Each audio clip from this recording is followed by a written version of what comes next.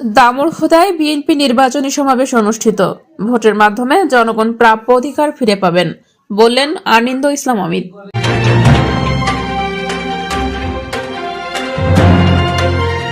আসসালামু আলাইকুম দর্শক, সকলকে আমন্ত্রণ জানাচ্ছি বিবিআর নিউজে। চুয়াডাঙ্গা জেলা প্রতিনিধি এম আই আতিয়ার রহমানের পাঠানো তথ্য ভিডিও চিত্রে বিস্তারিত দেখুন। আমরা শিক্ষাঙ্গনকে সন্ত্রাস মুক্ত এবং মাদক মুক্ত করতে চাই।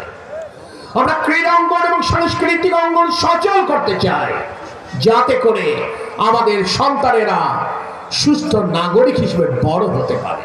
চুয়াডাঙ্গা দামুড়হুদা উপজেলার লোকনাথপুর ফুটবল মাঠে সোমবার 10 ডিসেম্বর বিএনপির নির্বাচনী সমাবেশ অনুষ্ঠিত হয়।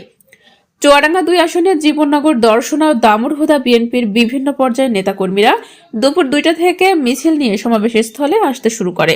বেলা বাড়ার সঙ্গে সঙ্গে সমাবেশ স্থলে জনসমাগম বাড়তে থাকে এবং বিকেল 3টার মধ্যে পুরো মাঠ লোকে লোকারণ্য হয়ে যায়।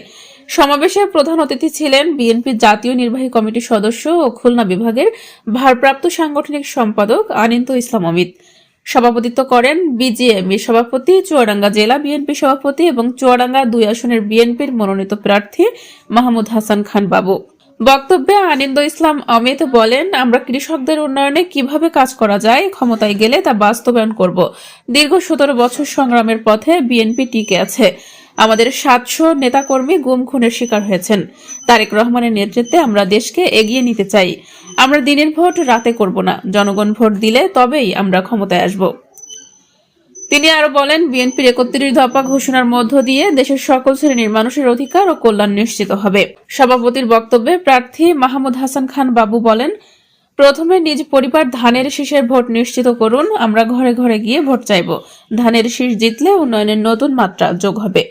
তিনি আরো বলেন, জাতীয় নির্বাচনে 2টি দিক থাকে, জাতীয় সমস্যা ও তার সমাধান পরিকল্পনা এবং স্থানীয় উন্নয়ন পরিকল্পনা। আমরা জনগণের কাছে গিয়ে তাদের সমস্যা শুনেছি, স্থানীয় দাবিগুলো পূরণের চেষ্টা করব। সমাবেশে দামুড়হুদা ও জীবননগর উপজেলা বিএনপি এবং অঙ্গ সংগঠনের নেতাকর্মীরা উপস্থিত ছিলেন।